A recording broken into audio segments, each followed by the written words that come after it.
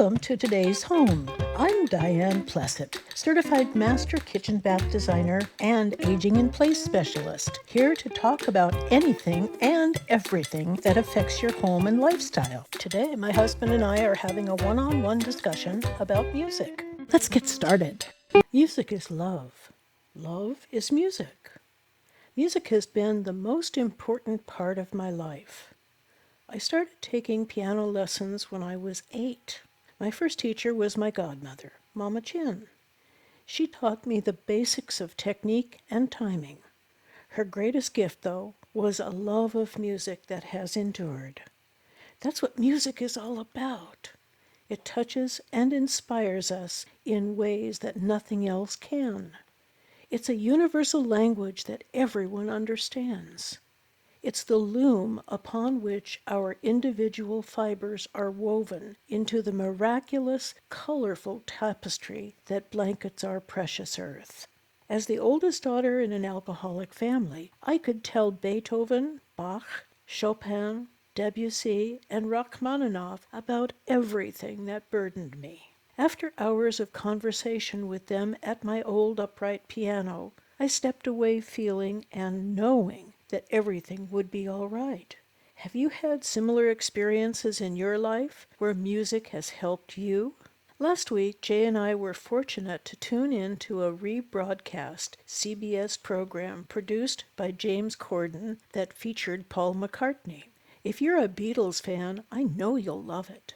Everywhere they went, they were in Liverpool. Crowds of people gathered around. Paul was so gracious with everyone.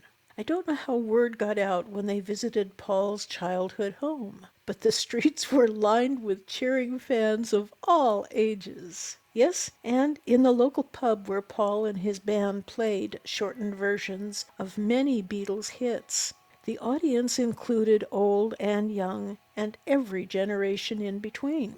I wouldn't be surprised to learn that the room had 4 generations of Beatles followers.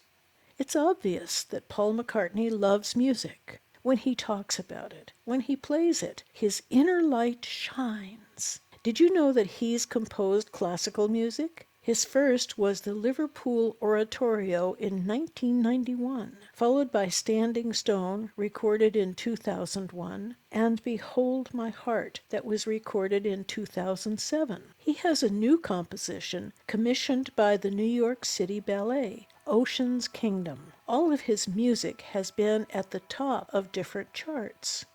We are lucky to be surrounded by thousands of composers of all genres. We fall in love with music for the way it touches our soul, whether it's country, rock, blues, jazz, or classical, or a mashup of them. Many composers and performers cross over from one genre to another, like Paul McCartney has over the past 59 years. Jay and I met because of a shared love of music. When we started dating, he introduced me to Mannheim Steamroller. I'll never forget our drive through the Sequoias National Park in his convertible, listening to fresh air on a hot day in July. The air was heavy with the aroma of the evergreen trees. We have been avid fans of Mannheim Steamroller to this day. When I decided to launch Today's Home, my internet radio program, they allowed me to use Wolfgang Amadeus Penguin as the theme song. Every time I hear it, I'm filled with childlike glee to get up and march around the room.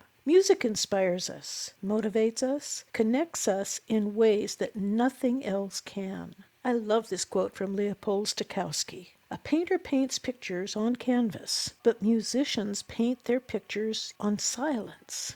Music is a very personal form of creative self-expression, whether we're listening to it or playing an instrument. Whether we're in a large auditorium with 30,000 other people, or riding alone in our car on the way to work. Whether we're rocking out to the oldies while we clean our home, or centering ourselves with soft meditation music in the middle of the night.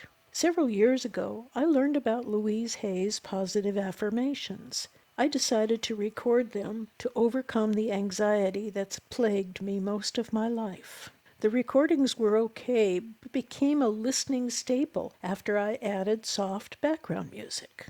Last year, when we had a special dinner, we played the same music. All of our guests commented about how the music created an unforgettable ambiance. I'm fortunate that Jay knew how to create this ambiance in our home. One of his first jobs was making infinity speakers before he went to work at Sound Systems in San Francisco. We have speakers in every room that can play from anywhere through a small computer called an Orange Pi. I'll let him describe it to you. Hi, Jay. I'm so glad you could join me today. I'm certainly glad to be here. I have in my hand a Raspberry Pi, Oh, which is the original single board, almost toy computer. It's about the size of a deck of playing cards, it is. and it has connections on one end and a place you put a memory card in the other end. It costs a rousing $35, Really? and it's a rather complete little computer. I'm amazed. I'm used to when was first started working for a company. I worked at United Data Processing in Portland, and we had computers that were as large as a lot of buildings. And we had to have every room cold with air conditioning. Well, back in those days, my mother worked on campus at UCLA for IBM. Okay. And in the one building on campus at that time that was air conditioned, because the computer had vacuum tubes in it, and the air conditioning was required so that it didn't burn up. The Raspberry Pi is actually more powerful than that room-sized piece of equipment. Oh my gosh, really? And your smartphone is even more powerful. Oh my God, I can't believe it. Well, that's technology marching forward. It does that. So, how did you discover the Raspberry Pi? I'm active in a web conference called DIY Audio. Okay. These are a bunch of people all over the world that like to get better sounding music and like to build it. Okay. And I read a story by one of the authors there about building his own system with a Raspberry Pi. And so you said, why not?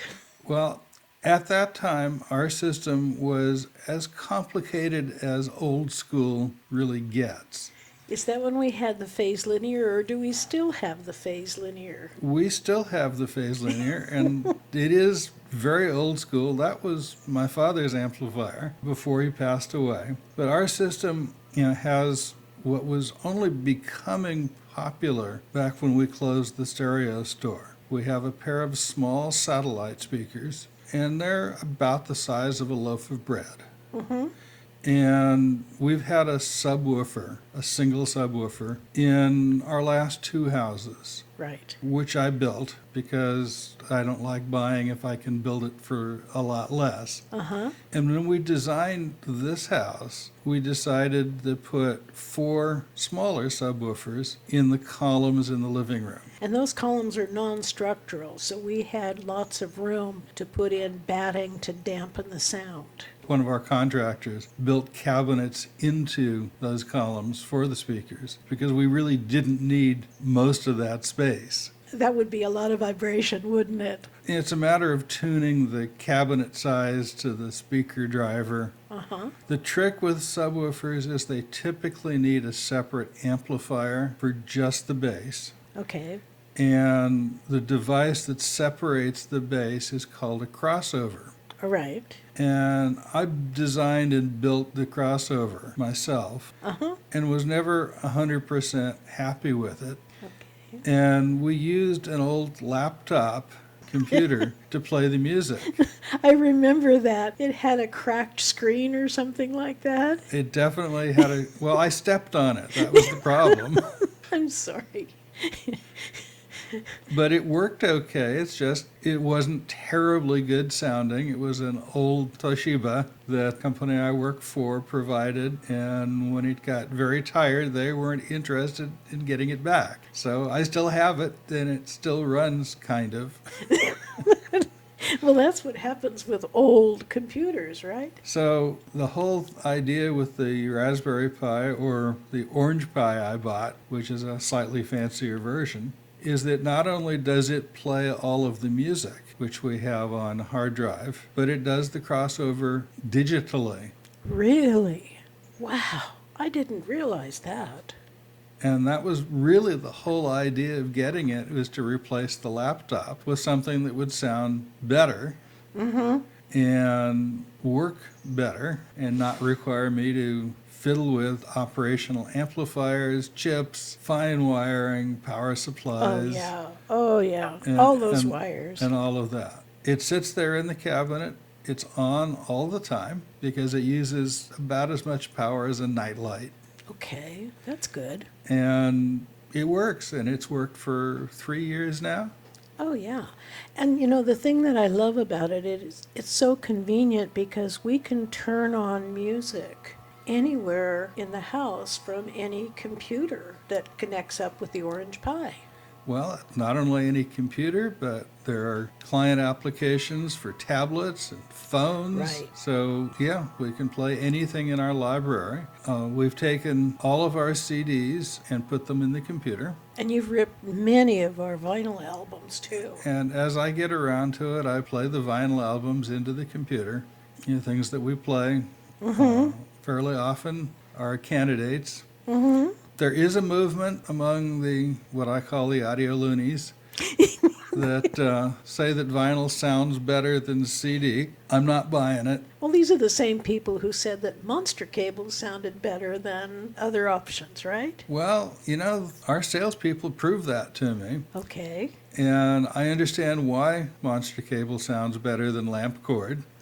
Okay. Is it about the separation of the wires or something? It's about the resistance in the wire. Oh, okay. That the heavier wire gives the amplifier better control over the speaker, Okay. and there's less loss in it. However, the cost differential for what's really a very minor change. Basically, I said when we were wiring our house, let's use speaker cable, not monster cable.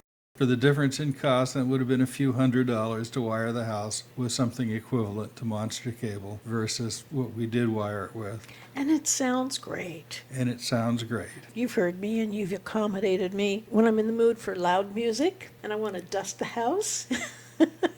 And I want to play something like Blue Man Group or Japanese taiko drum recordings or the soundtrack from Blast. All I have to do is turn up the volume and sit in the living room. Our system does play loud when you ask it to. It also plays quietly, and it still sounds good. That's right. And that's part of what makes a good sound system, is that the volume isn't part of the sound. And people are learning that especially with a lot of the earbuds that we're wearing, it can be detrimental to our hearing if we listen to music that's very loud consistently. Yes. Too loud, anything, rock concerts especially, earbuds turned up can permanently damage your hearing. Yep. Well, now technology has made it possible for more of us to enjoy music anywhere without investing in a fortune, unless we want to, that is.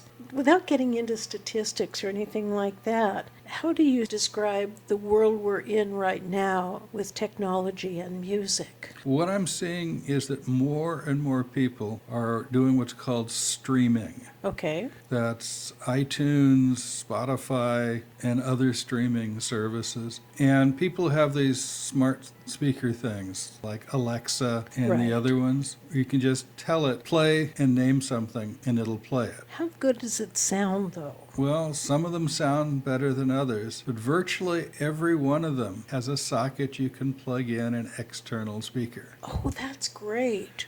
And, speakers, good speakers, you can buy kits from $100, $200, $300. You can buy an amplifier for $50. and you can have really very good sound Okay. without breaking the bank and without going nuts. It's wonderful. Music is the one thing, is the one constant in our lives that we really need. And as our world gets crazier, our need for music, I think, gets larger. Well, people are statistically listening to more hours of music today than they were 10 years ago.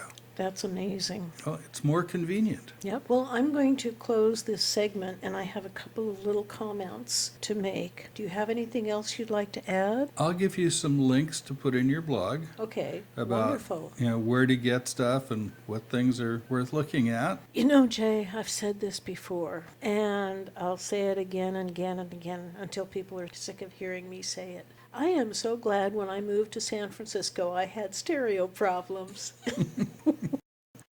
Well, you know how you love to listen to music, and you know what you want to listen to help you get through the daily challenges that life presents.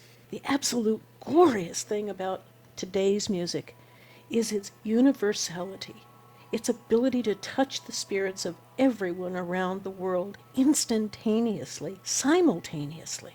Music doesn't care what our cultural heritage is or what political party we belong to.